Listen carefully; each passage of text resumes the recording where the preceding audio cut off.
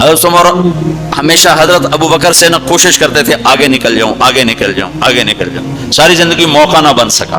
تبوک کا موقع آیا تو اللہ کے نبی نے کہا مال خرچ کرو۔ عثمان رضی اللہ تعالیٰ عنہ 10,000 لشکر کا سارا سامان تیار کیا، ان کی سواریاں، ان کا راشن کے لیے تھیلوں کو بند کرنے کے لیے دھاگے تک اپنے گھر سے دیے، اور 300 دینار اوپر دیے۔ تو اللہ کے نبی کی جھولی میں وہ 300 دینار پڑے تھے یوں، اور اب ان دیناروں کو اٹھا کے یوں فرما رہے تھے ما علی عثمان اللہ یعمل بعد، عثمان آج کے بعد کچھ بھی نہ کرے تو جنت واجب ہوگی۔ تو عمر کہنے لگے آج میں ابو بکر کو کاٹ سکتا ہوں، آج میں اس سے آگے نکل سکتا ہوں کہ وہ آج کل غریب ہے، میں مالدار ہوں، تو وہ تھوڑا لائے گا میں زیادہ لاؤں گا تو میں بڑھ جاؤں گا۔ لہذا انہوں نے اپنے مال کا آدھا حصہ، آدھا گھر میں رکھا اور آدھا لے کر آئے۔ ابو بکر نے جھاڑو پھیر دیا، جو کچھ تھا وہ سارا سمیٹ کے لے آئے۔ جب دونوں پراپرٹی سامنے رکھی گئیں تو حضرت عمر کی بہت زیادہ نظر آ رہی، ابو بکر کی بہت تھوڑی نظر آ رہی، لہذا حضرت عمر بڑے اطمینان میں کھڑے کہ آج جیت خطاب کے بیٹے کی ہے، میں قربان جاؤں، اللہ رسول تو جانتے ہیں کہ کون کیا کر کے آیا ہے۔ تو میرے نبی نے سوال ہی بدل دیا، جو اس موقع کا سوال ہی نہیں، تو میرے نبی نے پوچھنا یہ تھا ابو بکر کتنا لائے ہو، عمر کتنا لائے ہو، اور یہی اس موقع کا سوال ہے۔ لیکن اللہ رسول جانتے ہیں کہ کس کے مال میں وزن زیادہ ہے، تو میرے نبی نے سوال بدل دیا، فرمایا عمر ما خلفت۔ واہ واہ، کوئی آدمی مسجد میں چندہ دینے جائے، مدرسے میں چندہ دینے جائے، کہا جی مول صاحب یہ 1 لاکھ روپیہ ہے مدرسے کے لیے، مسجد کے لیے، آگے مولوی صاحب کہیں پیچھے کتنے پڑے ہوئے ہیں، تو کہے گا یہ بھی واپس کرو، میں تو تھوڑی نیت ہے جو کوئی چکر لگتا ہے کہ تسی ٹھیکیدار ہو، مگر علی شاید ابھی پیچھے کتنے پین، یہ موقع کا سوال ہے ہی نہیں۔ مولوی صاحب کو چاہیے جی جزاک اللہ یہ لیجئے رسید، بسم اللہ، پھر بھی موقع آئے تو دیتے رہیں۔ عمر پیچھے کیا چھوڑ کے آئے ہو، تو حضرت عمر تو وہیں دھڑم ہو گیا کہ میں گیا، سوال سے ہی وہ پتہ چل گیا میری کلی اڑ گئی وکٹ۔ عمر ما خلفت یا ما ترکت لأہلک، یہ دونوں الفاظ ہیں، پیچھے گھر والوں کے لیے کیا چھوڑا؟ تو پہلے حضرت عمر بڑے جوش میں کھڑے تھے، پہلے ایک دم ڈھیلے ہو گئے، کہنے باجی آدھا چھوڑا ہے آدھا لایا۔ پھر آپ نے کہا ابا بکر ما خلفت یا ما ترکت لأہلک، ابو بکر تو پیچھے چھوڑ کے کیا آیا، بچوں کے لیے کیا چھوڑ کے آیا؟ تو انہوں نے کہا ترکت اللہ ورسول، میں تو اللہ اس کے رسول کو چھوڑ کے آیا ہوں، باقی سب کچھ لے آیا۔ تو اس پر عمر کہنے لگے ابو بکر میں نہیں تجھ سے آگے بڑھ سکتا، کوئی بھی تجھ سے آگے نہیں بڑھ سکتا۔ اور اگلی سنو،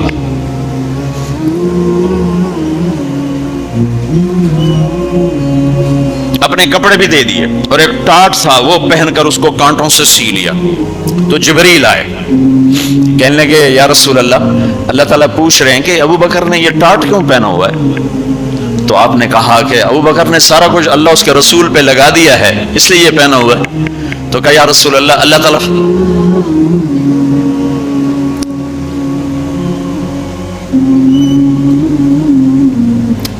تعالیٰ فرما رہے ہیں ابو بکر سے پوچھو مجھ سے راضی تو ہے،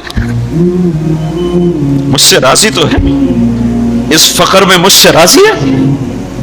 میں تو اتنا سفر کر کے آیا ہوں، حالانکہ ابھی 4 دن پہلے میں 12 ملکوں کا 10 ملکوں کا سفر کر کے آؤں، ساری ہڈیوں میں درد ہے، میں اس لیے آیا ہوں کہ چلو کوئی بخشش کا بہانہ مل جائے، کوئی بخشش کا بہانہ مل جائے، اللہ راضی ہو جائے۔ جو سارے جہان سے کہتا ہے مجھے راضی کرو، وہ کہہ رہا ہے ابو بکر سے پوچھو مجھ سے راضی تو ہے۔ تو آپ نے کہا ابو بکر تیرا رب تجھے سلام بھی کہہ رہا ہے اور پوچھ رہا ہے کہ راضی ہو؟ تو ابو بکر کی چیخیں نکلی، میں اپنے رب سے راضی، میں اپنے رب سے راضی، میں اپنے رب سے راضی۔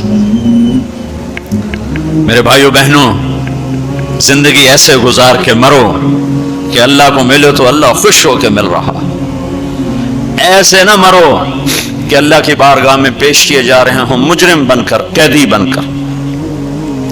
تو اللہ اس کے رسول نے مال لگانے پر زور دیا، اللہ چاہتا تو سب کو مال دے دیتا، کسی کو فقیر کسی کو مالدار، مالدار کا شکر کا امتحان لیا، فقیر کے صبر کا امتحان لیا۔ کہ اللہ فقیر کا صبر دیکھے گا، مالدار کا شکر دیکھے گا. اور 82 دفعہ قرآن میں مال خرچ کرنے کا حکم آیا، 82 دفعہ. اور اللہ تعالیٰ نے ترغیب دی ہے کہ مالدار فقیروں پہ خرچ کریں. پھر اللہ تعالیٰ نے فقیروں کو ترغیب دیا کہ تم بھی جتنی وسعت ہو خرچ کیا کرو. میرے نبی نے ترغیب دی، سبق درہم 100,000 درہم، 1 روپیہ اللہ کے نام پہ خرچ کرنا 1,00,000 روپیہ خرچ کرنے سے بڑھ گیا. تو صحابہ نے عرض کی وہ کیسے بڑھ گیا؟ تو آپ نے کہا ایک آدمی کے پاس 2 روپے، ایک آدمی کے پاس کروڑوں روپے. جس کے پاس 2 روپے تھے اس نے 1 روپیہ اللہ کے نام پہ دے دیا، اور جس کے پاس کروڑوں تھے اس نے 1,00,000 دیا. جس نے 2 میں سے 1 دیا اس نے اپنے مال کا آدھا حصہ دیا. جس نے 1,00,000 دیا اس نے اپنے مال کا کوئی 1000واں حصہ دیا. جب تولا جائے گا تو 1 روپے کا وزن 1,00,000 سے بڑھ جائے گا. تو اللہ تعالیٰ نے زکوٰۃ فرض کی، اور بہت تھوڑی فرض کی. پہلی امتوں پر تھی 100 میں 10 روپے، اور ہماری ہے 100 پہ 2.5 روپے. اور اتنا فضل فرمایا کہ پورا سال پیسہ پڑا رہے. پھر کہا اس میں سے 2.5 روپے دے دو، 2,500 دے دو. اگر استعمال ہو جائے تو کوئی سال سے 1 دن پہلے اگر وہ مال خرچ ہو گیا ہے تو زکوٰۃ ختم ہو گئی. پھر میں نے زکوٰۃ کو فرض کی، مالداروں پہ زکوٰۃ.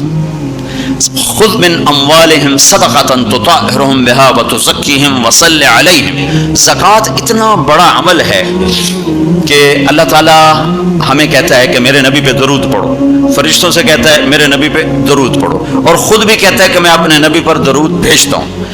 اللہ کی طرف اب درود کی نسبت وہ رحمت ہے، اور فرشتوں کی طرف ہماری طرف درود کی نسبت دعا ہے جو ہم کرتے ہیں، صلی علی محمد وعلی آل محمد. تو اللہ تعالیٰ نے ہمیں، آپ کو، پوری دنیا کے اہل ایمان کو، فرشتوں کو حکم دیا کہ میرے نبی پر درود پڑھو، اور خود بھی پڑھتا ہے، ان اللہ وملائکتہ یصلون علی النبی.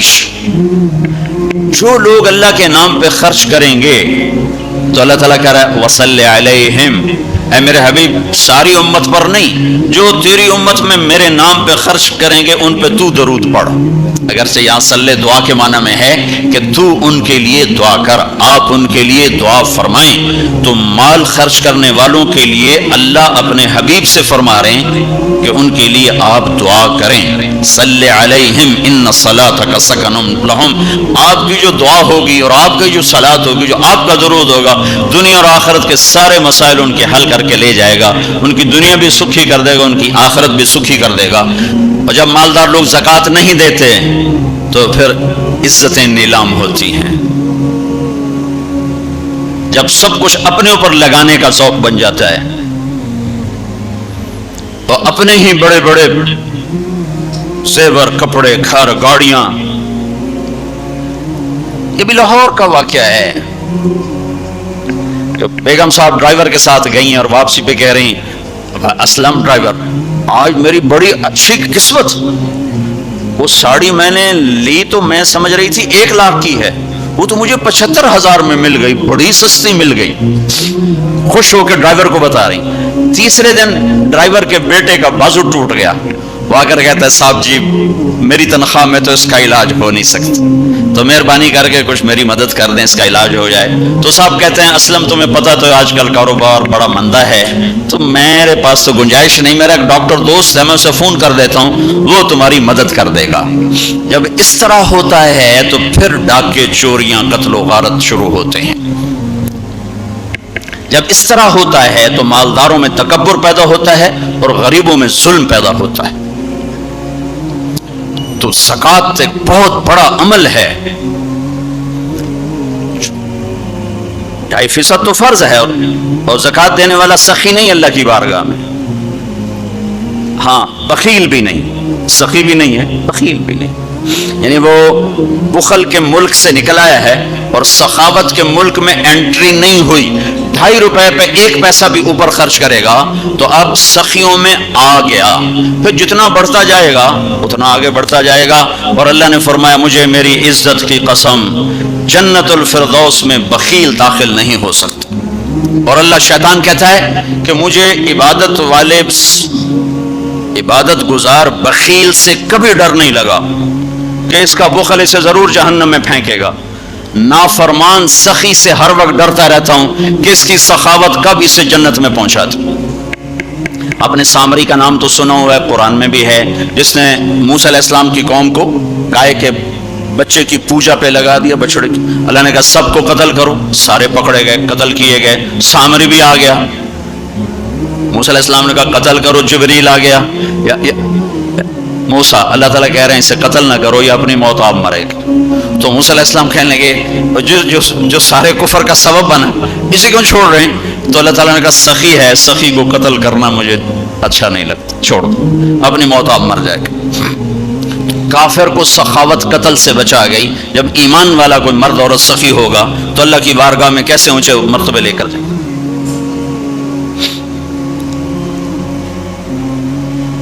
تو اپنے اوپر خرچ کرو وسعت کے مطابق، اللہ نے روکا نہیں ہے، منع نہیں کیا ہے، منع نہیں کیا ہے، لیکن غریب کو بھی یاد کرو۔ زکوٰۃ کو فرض قرار دیا اور آپ نے فرمایا جس نے مزدور سے کام لیا اور اس کو مزدوری نہ دی، کہ تمہارے کراچی میں ہر وقت ہو رہا ہے، ہر جگہ ہو رہا ہے، جتنا بڑا کوئی طاقتور ہے اتنا وہ اپنے نوکروں پر ظالم بھی ہے، جابر بھی ہے، اور ان کے حقوق بھی مارتا ہے، چون فریاد ہی نہیں کر سکتا۔ میرا پنجاب کا زمیندارہ ماحول سارا ایسا ہی۔ تو آپ نے فرمایا جس نے مزدور سے کام لیا اور اسے موقع پہ تنخواہ نہ دی اور اس کے پیسے مار لیے، تو اس مزدور کا قیامت کے دن میں وکیل بنوں گا، میں اس کا کیس لڑوں گا، اور جس کا کیس میرے نبی نے لے لیا پھر اگلا کوئی بچ کے جا سکتا ہے کہیں؟ مزدور کا پسینہ خشک ہونے سے پہلے اس کے ہاتھ میں پیسے پکڑا دو۔ مزدور سے فرمایا، یہ دونوں طرف کا خوبصورت، کیا دین خوبصورت ہے، کہ جو اپنے نوکر کی، جو اپنے مالک کی نوکری بھی پوری دیانتداری سے کرے اور اللہ کی بندگی بھی دیانتداری سے کرے تو اسے ہر کام پہ دگنا اجر ملے گا، دگنا۔ یعنی میں ایک نماز پڑھتا ہوں میری 10 ہیں، اس کی 20 ہوں گی، میں ایک روزہ رکھتا ہوں میرا 1 ہے اس کے 2 ہوں گے، میں ایک قرآن ختم کرتا ہوں میرا 1 ہے اس کے 2 ہوں گے۔ کہ ایک طرف اپنے مالک کے ساتھ دیانتداری سے نوکری کر رہا ہے اور ایک طرف اپنے اللہ کے ساتھ دیانتداری سے بندگی کر رہا ہے، دگنا اجر ہو جائے گا۔